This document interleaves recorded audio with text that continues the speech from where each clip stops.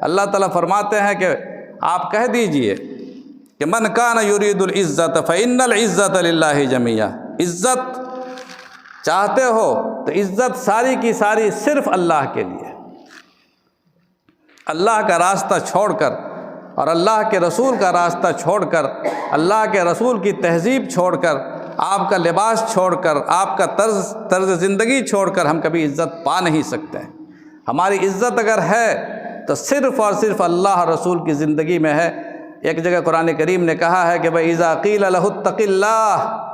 أَخَذَتْهُ الْعِزَّةُ بِالْإِثْمِ فَحَسْبُهُ جَهَنَّمُ وَلَبِئْسَ الْمِهَادُ، جب اس سے کہا جاتا ہے، کسی شخص سے کہا جاتا ہے کہ اللہ سے ڈرو،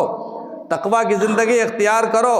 تو تقوی اس کو عزت کے خلاف معلوم ہوتی ہے، اس کو گناہ میں عزت معلوم ہوتی ہے، اس کو گناہ پکڑ لیتا ہے،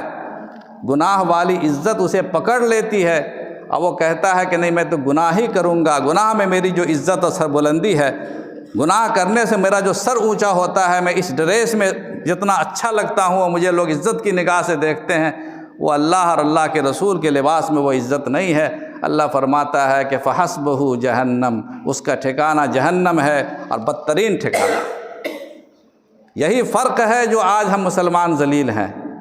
کسی بس میں، کسی ٹرین میں کچھ نہ کریں۔ ہمارے استاد حضرت مولانا مفتی سعید صاحب پالن پوری رحمۃ اللہ علیہ نے ہم لوگوں سے بارہا یہ بات کہی، تاکید کے ساتھ، درد کے ساتھ کہی کہ جو ڈریس چاہے پہنو، کم از کم عام مسلمان جو ڈریس چاہے پہنے، جو لباس چاہے اختیار کرے، صرف ایک بات کا اہتمام اگر صرف مسلمان پورے ہندوستان کا مسلمان کر لے کہ سر پہ ٹوپی اس کے ہو۔ دیکھیے بازاروں میں کتنی ٹوپیاں نظر آئیں گی اور کتنے مسلمان نظر آئیں گے، پھر کیا کسی شرپسند کو ہمت ہوگی ہماری خواتین کو چھیڑنے کی؟ ہمارے کسی مسلمان حافظ قرآن پر ہاتھ اٹھانے کی ہمت ہوگی؟ صرف ہمارا ڈریس ان کے لیے بہت بڑا حصار بن جائے گا، دفاع بن جائے گا۔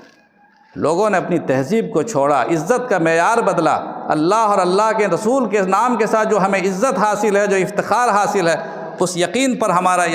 وہ یقین اور وہ ایمان متزلزل ہو چکا ہے۔ ہمارے صحابہ کرام نے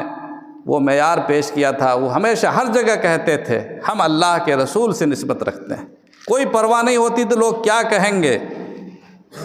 لوگ ہمیں اچھا سمجھیں گے کہ برا سمجھیں گے، بس اللہ اور اللہ کے رسول سے جو نسبت ہے، یہ نسبت ہماری سب سے بڑی عزت ہے، چاہے دنیا والے ہمیں ذلیل کیوں نہ سمجھیں۔ حضرت سلمان فارسی رضی اللہ تعالیٰ عنہ حضور اکرم علیہ السلام کے ہاتھ پر مسلمان ہوئے۔ پچھلے نہ معلوم کتنے بزرگوں کو انہوں نے دیکھا تھا اللہ کے نبی صلی اللہ علیہ وسلم کی ولادت سے پہلے، کتنے احباب